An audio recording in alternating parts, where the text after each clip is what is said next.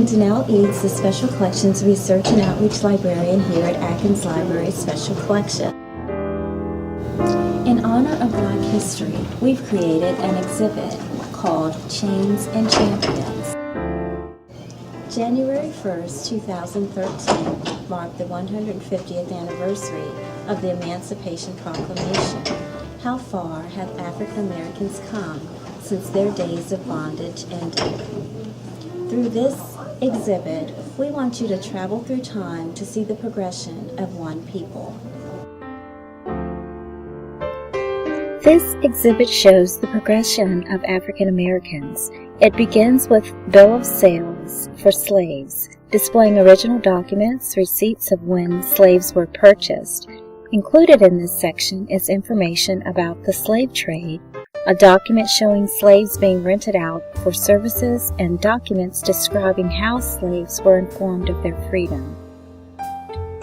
Some African Americans were educated during the days of slavery.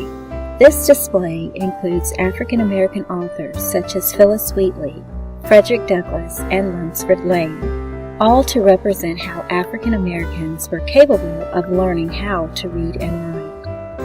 The progression of African Americans is next represented through civil rights.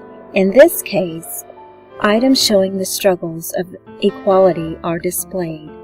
Examples are letters for and against the integration of public facilities, such as the S&W cafeteria, and fights for acceptance into organizations such as the Boy Scouts and the YMCA.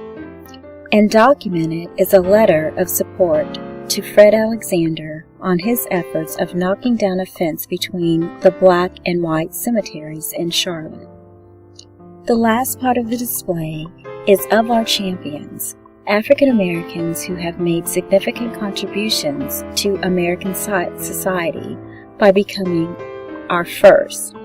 Included in this section are Frederick Douglass Alexander, the first African American to become a member of the Charlotte City Council; Reginald Hawkins, first African American to run for governor of North Carolina; Harvey Gantt, the first African American mayor of Charlotte; and we couldn't forget Barack Obama, the first African American president.